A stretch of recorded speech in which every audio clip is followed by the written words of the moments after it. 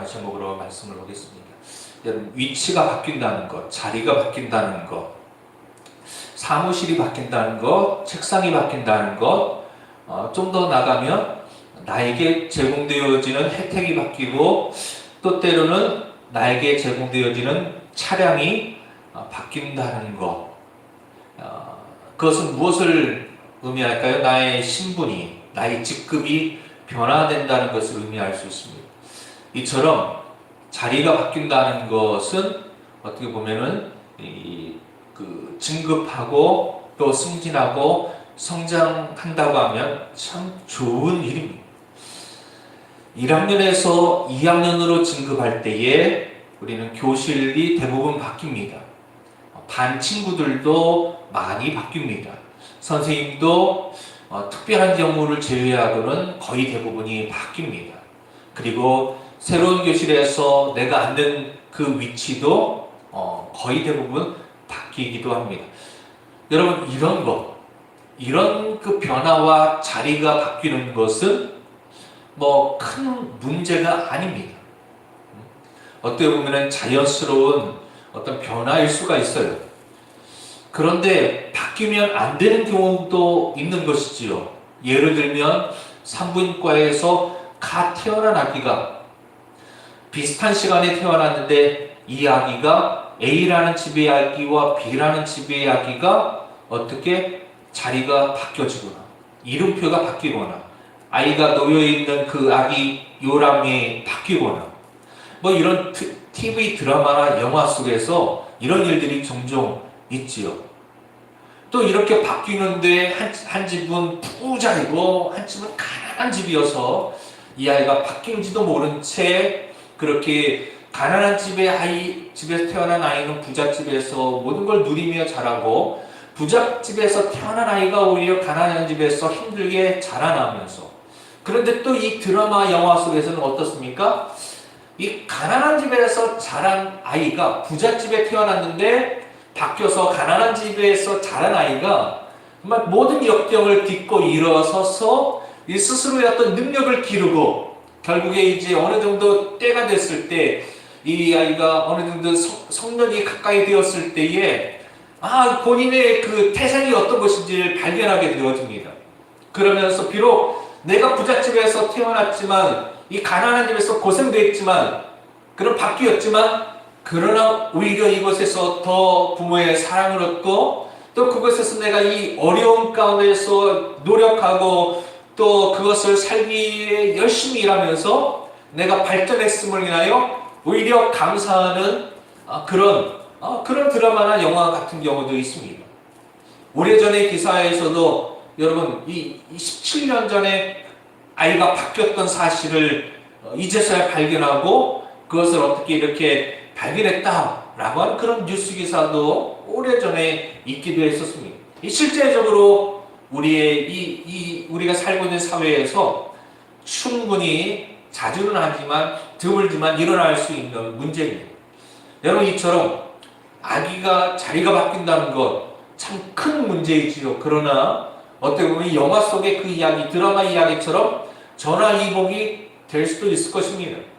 그리고 그 부분들이 어떻게든 해결이 될 수 있을 것입니다. 자리가 바뀐다는 것. 그러나 여러분, 정말 바뀔 수 없는 그런 자리의 바꿈이 있죠. 이 사느냐 죽느냐의 문제는 그렇습니다.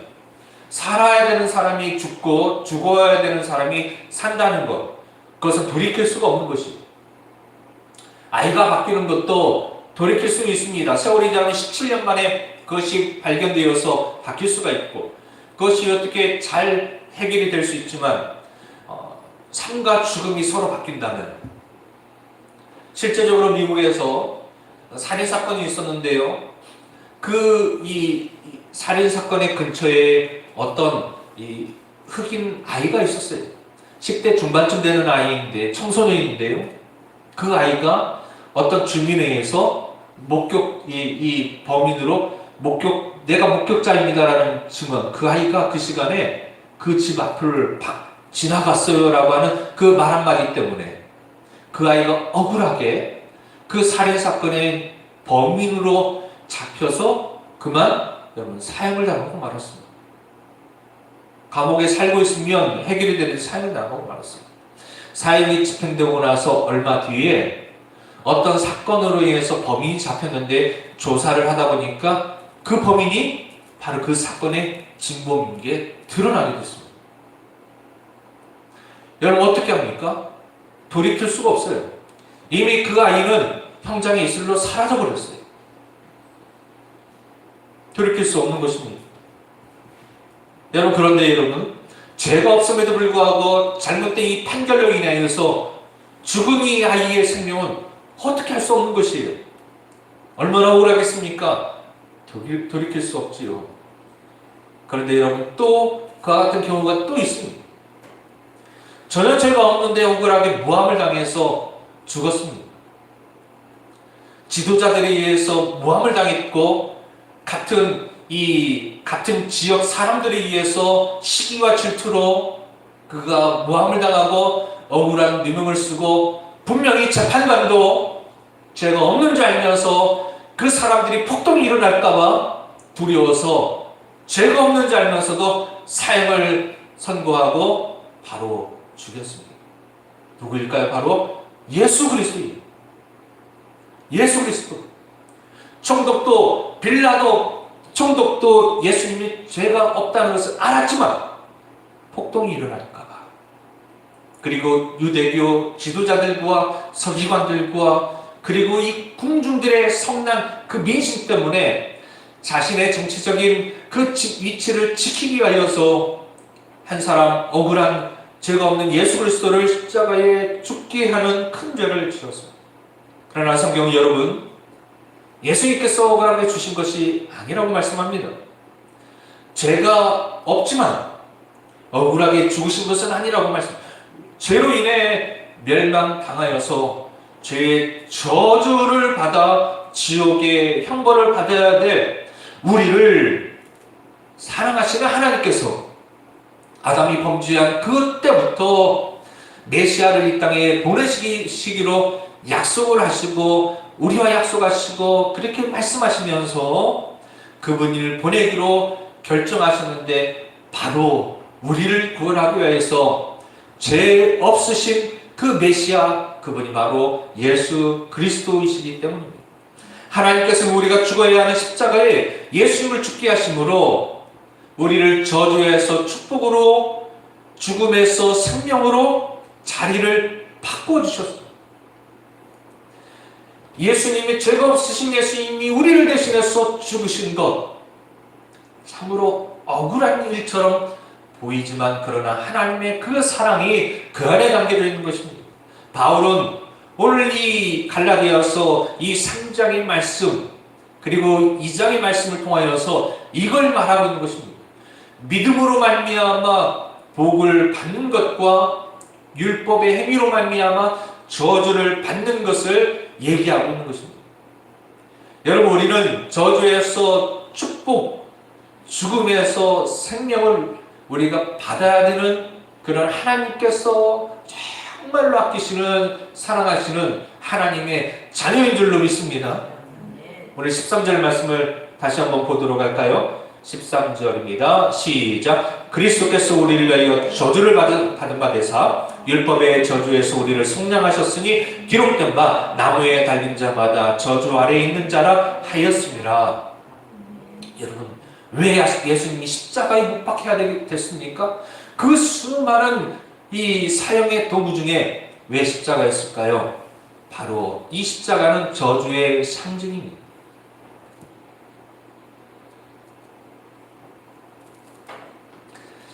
저주의 상징입니다. 죽음의 상징입니다. 가장 최고의 고통스러운 죽음의 상징입니다. 이 죽음을 누구의 것이었어요? 원래는요, 바로 우리의 것입니다. 나의 것이었어요. 그런데 그 저주를 예수님께서 대신 받은 바, 우리를 속량하기에 대신 받은 바 되셨다라고 말씀을 하고 있는 것입니다. 예수님께서 우리를 대신해서 우리를 위하여 저주를 받으사 십자가 못 박혀 죽으셨습니다. 우리는 나중에 예수님께서 우리를 죄를 대신해서 이 십자가에 죽으셨다고 많이 이야기를 하는데요.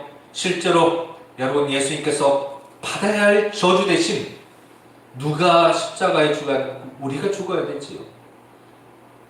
여러분, 예수님 십자가에 받으신 그 저주가 오늘 얘기한 그 저주인 것이죠. 예수님을 율법의 저주에서 우리를 속량하기 위해서 죽으신 것입니다. 자, 속량이라는 이야기가 나오는데, 속량 무슨 뜻이죠? 시장에서 값을 주고 물건을 사다 라는 뜻입니다. 속량. 곧 그리스도께서 우리를 속량하셨다는 것은 예수님의 그 십자가의 핏값으로, 대신 핏값으로 값을 지불하고 우리의 죄에 누회된 우리를 핏값으로 사셨다라는 말씀이에요. 여러분, 우리는 은혜로, 그 은혜로 말미암아 구원을 받았지만 그 은혜는 그냥 공짜로 주어진 것이 아니라 예수님의 핏값을 지불하고 얻은 너무나 소중하고 가치 있고 값으로 따질 수 없는, 우리의 능력으로는 도저히 그 값을 치를 수 없는 그런 핏값으로 우리를 속량하셨습니다. 그래서 예수님께서 십자가에서 돌아가실 때 마지막으로 하신 말씀이 무엇입니까? 테텔레스타이라고 말씀하셨어요. 테텔레스타이라는 말을 들어보셨습니까? 그 말이 무슨 뜻이냐면 다 갚았다라는 뜻입니다. 다 갚았다. 우리의 죄값을 다 갚았다. 이제는 사단이 우리에게 그 죄값을 더 이상 물을 수 없다. 내가 온 인류의 죄를 그 태초부터 그리고 주님 다시 오실 그날까지 모든 인류의 죄값을, 우리의 시간의 관념을 뛰어넘는 태초부터 영원까지 모든 인류의 죄값을 이미 과거의 것도 미래의 것도 현재의 것도 다 갚으셨다라고 말씀하는 겁니다. 그런데 이제 이 율법의 저주에서 예수님께서 우리를 속량하셨다고 하는데, 그러면 이 율법의 저주가 무엇이냐라고 했을 때 10절 말씀에 이렇게 나와 있어요. 10절을 보도록 하겠습니다. 시작. 무릇 율법 행위에 속한 자들은 저주 아래 있나니 기록된 바 누구든지 율법책에 기록된 대로 모든 일을 항상 행하지 아니하는 자는 저주 아래 있는 자라 하였습니다. 저주 아래 율법, 이 모든 일을 항상 행하지 아니하는 자, 이걸 잘 보셔야 돼요. 그 자는 어디 있다고요? 저주 아래. 저주 아래. 여러분, 이 말씀은요, 신명기 27장 26절 말씀을 인용해서 하신 말씀이에요. 신명기 27장에 뭐라고 나와 있느냐? 이 율법의 말씀을 실행하지 아니하는 자는 저주를 받을 것이라 할 것이요 모든 백성은 아멘 할지니라 라고 하나님께서 모세를 통하여서 이 율법의 계명을 주시면서 말씀을 하는 겁니다. 율법의 말씀을 지키지 않는 자는 다 저주의 이 아래에 있을 것이다. 이 말씀을 인용해서 강조하면서 여러분, 여기에서 두 가지를 강조하는 것이지요. 율법의 저주 아래에 있는 자는 어떤 자이느냐? 누가 그렇게 되느냐? 첫째, 율법을 지키려는 자는 어떻게 해야 됩니까? 이 율법책에 기록된 것을, 모든 것을 지켜야 된다 라고 말씀합니다. 모든 것이요. 한 가지도 빠져서는 안 됩니다. 모든 것입니다. 그 다음에 두 번째로, 이 율법을 지키려고 하는 자는 언제요? 항상 지켜야 된다라고 말하고 있습니다. 모든 것과 항상. 그런데 여러분, 이처럼 완전한 율법을 지키는 자, 행하는 자 있습니까? 아무도 없는 것이죠. 성경 분명히 말합니다. 의인은 없나니 하나도 없다. 여러분, 우리가 정직하게 고백합시다. 이 지구상에 과거로부터 또 지금과 미래를 바라보면서 이 율법을, 모든 것을 지킨 사람, 그리고 항상 지킨 사람, 여러분 한 명이라도 있을까요? 정말 정직하게 얘기해야 한다면 한 명도 없습니다. 어떤 누구도 그러므로 이 율법의 저주에서 벗어난, 이 율법의 저주에 해당되지 않는 자가 아무도 없다라는 얘기입니다. 그렇습니다, 여러분. 우리는 아담 이후로 이 원죄의 죄성을 띠고 태어났기 때문에 모든 사람이 율법의 저주 아래에 있는 것입니다. 이 율법을 지키려고 하는 자마다 여러분 지키려고 하면 할수록 어떻게 됩니까? 율법 앞에서 좌절하게 됩니다. 율법 앞에서 자신이 죄인이라는 것을 고백할 수밖에 없는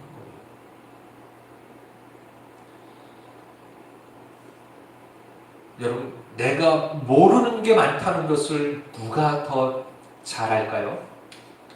공부를 안 한 사람이 내가 모르는 게 많다는 걸 알까요? 공부를 많이 한 사람이 내가 모르는 게 많다는 것을 알까요? 여러분, 공부를 많이 하면 할수록 내가 모르는 게 너무 많구나라는 것을, 내가 이해할 수 없는 게 너무 많다는 것을, 내 능력으로는 해결할 수 없는 것이 너무 많다는 것을 더 정직하게 고백하게 됩니다. 여러분, 율법으로 살려고 여러분 노력해 보세요. 율법으로 의인이 되려고 여러분 해보세요. 그럴수록 여러분, 나는 율법으로는 살 수 없는 존재라는 것을 뼈저리게 느끼며 어떻게 돼요? 실망과 절망과 좌절에 빠질 수밖에 없는 것입니다. 그래서 내 힘을 믿고, 내 이 도덕성을 믿고, 내 양심을 믿고, 내가 선한 것처럼 그렇게 살려고 하는 사람일수록 더 절망에 빠지게 되는 것입니다. 그리고 죄인들은 모르는 것이, 내가 죄인인지, 죄인들은 내가 얼마나 심각한 죄인인지, 그래서 여러분, 죄인들은 내가 죄인인지는 알긴 알아요. 나쁜 놈인지는 알긴 알아요. 그러나 여러분, 그 사람들이 느끼는 내가 죄인이라고 하는 그 애통함, 그것보다 정말 선하게 살려고 노력하는 사람이 그 아무것도 아닌 조그만 그런 실수에 더 괴로워하는 것입니다. 더 아파하는 것이에요. 여러분, 인간이 율법을 하나도 어기지 않고 모두 지킬 수 있다면 의롭다함을 얻을 수 있지만, 그러나 성경은 모든 것을 항상 이 율법을 지켜야 된다. 근데 그럴 수 있는 사람은 아무도 없는 것입니다. 그래서 우리는 반드시 율법의 정죄 아래에서 저주받은 자가 되는 것입니다.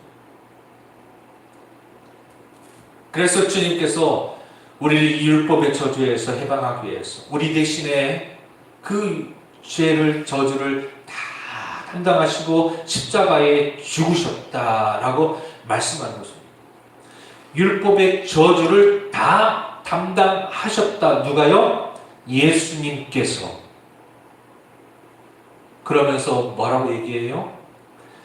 이 갈라디아 교인들에게 거짓된 가르침을 하는 자들을 고발하는 것이지요. 이 율법 너희가 지키려고 노력하면 노력할수록, 모든 것을 항상 지키려고 하면 할수록 너희는 저주의, 그 율법의 저주에서 헤어날 수 없어. 그런데 왜 너희들이 이 거짓 교사들, 즉 유대주의자들의 그 말, 율법을 지켜야 된다라고 하는 그 말에 너희가 왜 그 유혹에 빠져서 오직 예수 그리스도 십자가의 그 은혜로 모든 율법의 저주를 씻으시고 해결하시고 우리에게 은혜를 주신, 축복을 주신, 성령의 은혜를 주신 그 믿음을 지키지 못하고 왜 율법의 저주 아래 다시 들어가려고 하느냐? 왜 율법에 엉겨 있느냐라고, 예수를만 믿으면 되는데 왜 그것을 믿지 못하고 율법의 저주에 다시 갇히려고 하느냐라고 사도 바울이 이 갈라디아 교인들을 책망하고 있는 것입니다. 여러분, 우리는 이 거짓 교사들, 갈라디아 교회에 들어온 거짓 교사들을 우리는 경계해야 됩니다. 그들을 우리는 바로 깨달아야 됩니다. 깨어 있어야 됩니다. 말씀에 바로 서야 됩니다. 이들은 그럴싸했습니다. 이들은 권위가 있었습니다. 이들은 이미 예수를 믿은 척 했습니다. 그리고 유대주의자들은 이미 먼저 하나님의 자녀인라고 그들은 아주 교만했습니다. 여러분, 우리는 이것을 조심해야 됩니다. 누군가 이들은요 성경에 굉장히 또 능통한 자들이거든요. 이미 구약을 꿰차고 있는 자들입니다. 여러분, 이 사도 바울 시대까지 지금 갈라디아서 이 신약의 말씀이 전달될 때에는요 아직 신약이 정리되지 않을 때예요. 그때는 이 교회 안에서도, 이 공동체, 믿음의 공동체 안에서도 어떤 성경 하나님 말씀 뭐가 있었습니까? 구약의 말씀만 있었습니다. 그런데 이 유대주의자들은 어떤 사람이요? 구약의 말씀에 정통한 사람들이에요. 전문가들이에요.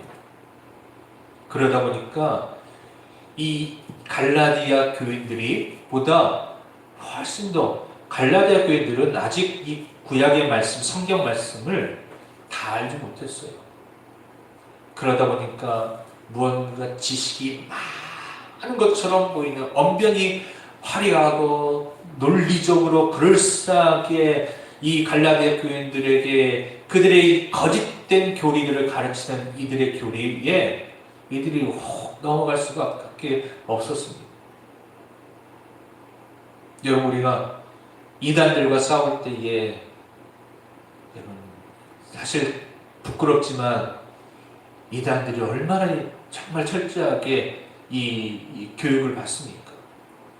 신천지 같은 경우에, 여러분, 신천지는요 이 처음 단계가 있잖아요.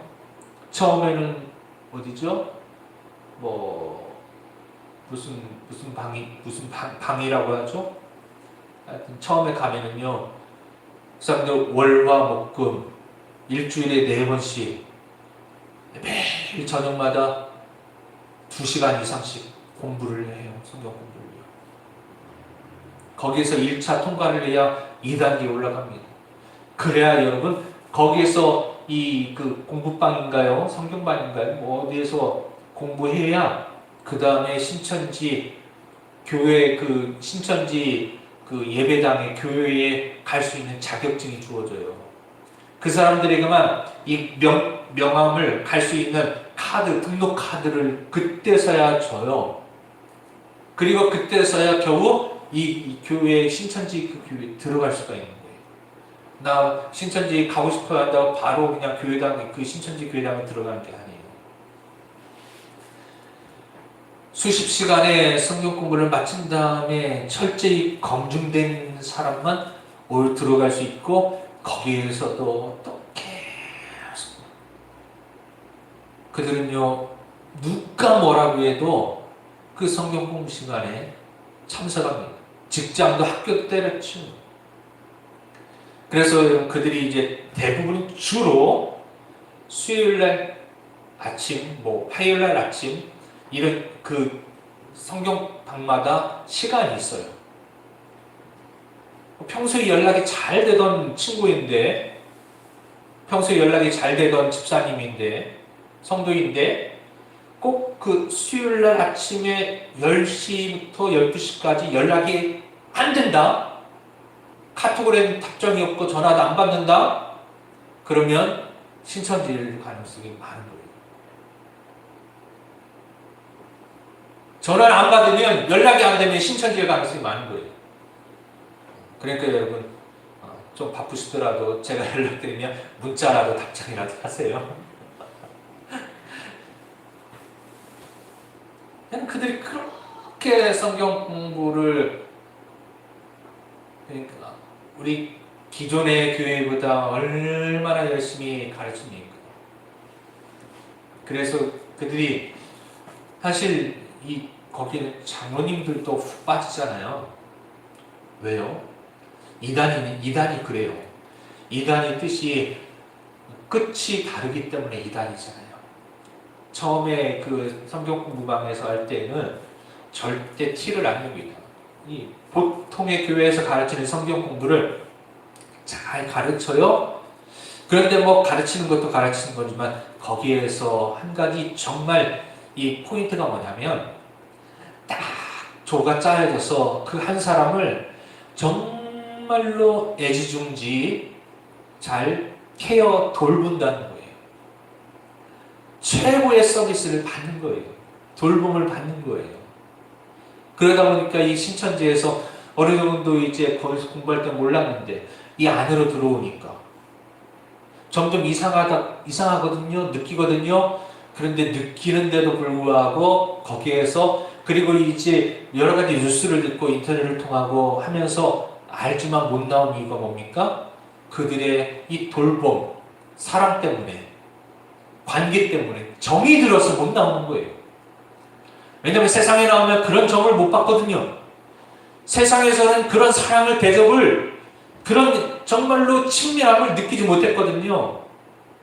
비록 그들의 교리가 잘못된 줄 알면서도 그것에 있는 것은 그것에 가면 마음이 편하기 때문에, 마음이 그들이 어떻게든 거짓으로 하든지 어떻든 간에 그들이 사랑하는 게 느껴지거든요. 그러니까 거기서 못 나오는 거예요. 많은 사람들이 그렇게 얘기를 합니다. 내가 거기 지금도 가는 것은 거기가 가짜인 거 안다. 그러나 그 사람들 때문에 내가 가는 것이다.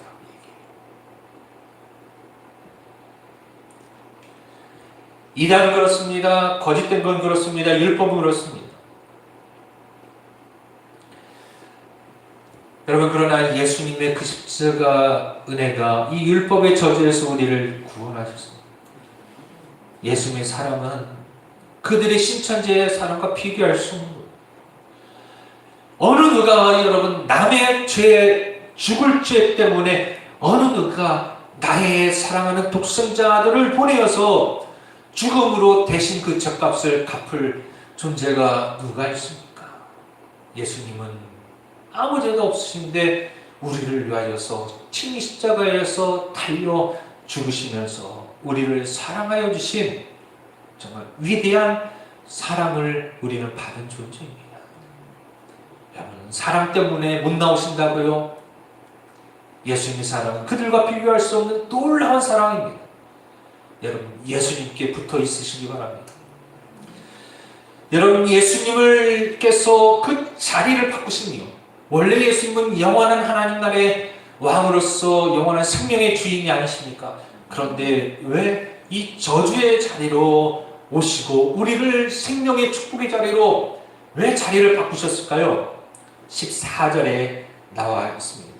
14절입니다. 시작. 이는 그리스도 예수 안에서 아브라함의 복이 이방인에게 미치게 하고 또 우리로 하여금 믿음으로 말미암아 성령의 약속을 받게 하려 함이라. 아멘. 자리를 바꾸신 이유 두 가지. 첫째는 그리스도 예수 안에서 아브라함의 복이 누구에게요? 이방인에게까지 미치게 하려 함이라.